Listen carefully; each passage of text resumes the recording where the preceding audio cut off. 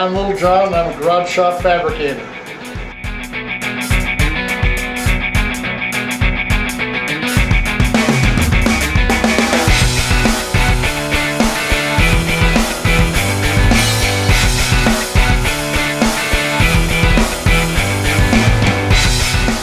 This is the machine shop, and all the toys and everything are almost a hobby, but if you can make money from it and enjoy it too, it makes it a real nice hobby and a business. A couple Gatling guns, 22 caliber, 3rd scale.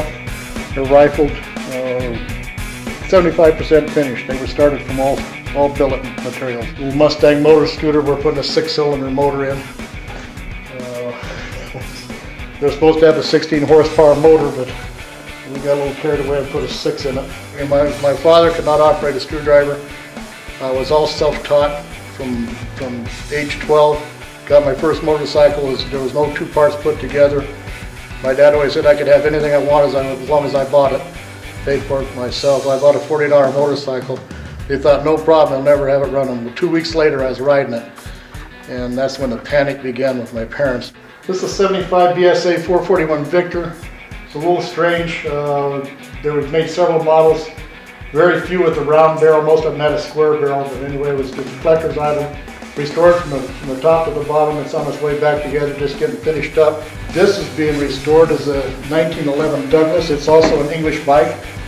It was pre-electric lights. It's driven by calcium carbide generator and carbide lights, which was like the old miner's lanterns. And it is by Lucas, so they still think smoke comes out of wires. So it's still traditional. It's 2 3/4 horsepower, about 300 cc's. No clutch. You push started it at a compression release, and it's brand new from top to bottom. It's been completely restored.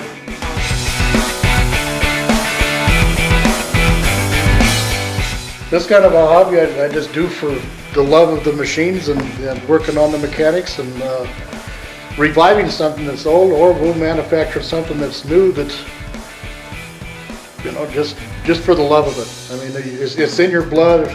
There's no way around it. You know, I've been motorcycles and mechanics since I was 12 years old, and you either like it or you don't. And if you don't like it, you'll never do it. So, and if you do like it, you can't keep from doing it.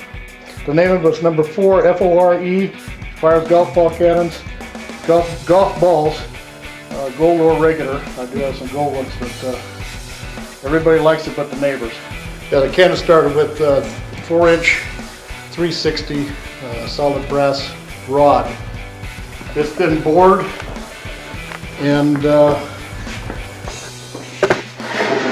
tailpiece finished, and the trunnions are milled out ready to go. But I have to countersink those, and then it's held in with 10 countersunk Allens. So mill a groove, mill a pin, bolt those down, and then I can finish the muzzle with it after I have a flat surface to work with to build the trunnions. The order of business is bore it first, and then do the tail section of it in the lathe, and then do the trunnions on the mill, and then to come back and you have a place to mount here, and then you have a centering point for your center on the lathe, and then cut your muzzle. And then the finish work is just engraving back on the mill. We put it in the mill with a couple blocks and then do the engraving on the end of the barrel. You can't find equipment like this. You have to make it pretty much. It's oil coolant fed down the end, and this is inch bar out of a plotter from the military, just with a spade cutter on the end. So the coolant comes down here and forces the chips out before it does its cutting. That's the shop cat, and she'll come help you do about anything you want to do.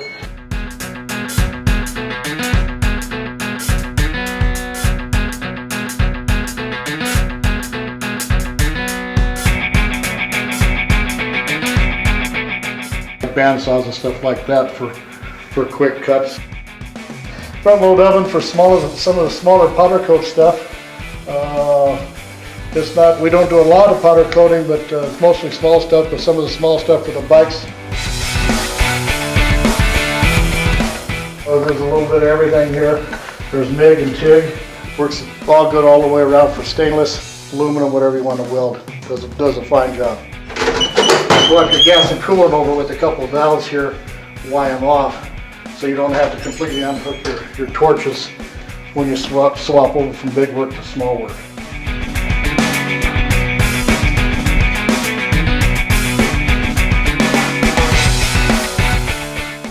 The younger youth, I think the older guys need to spend a little more time with them and not talk to them. The teaching in the school has got its points, but the actual hands-on is the learning experience. And I've helped some kids that come around. I'm interested in this, and I'd be happy to show you. Bring them in and show them how to make something. Let them make something themselves. My wife had a Lincoln Town Car, and I said I wanted to make a pickup. She came out in the garage, I was in the roof with the saws all cut in half. She said, "What are you doing?" I said, "Making a pickup." And she just went back in the house. The whole back end, I just cut it off with a straight line. This is a late model Chevy back cab. Same contour, same length and everything as the Ford chassis. It just lined right up. We cut it in half. I wanted to do the original slope from the back of the Lincoln, and it was too long. It took up too much room, so we went in the backyard, started measuring people's pickups, and found that the Chevy was the closest fit, and it came out to be a perfect fit.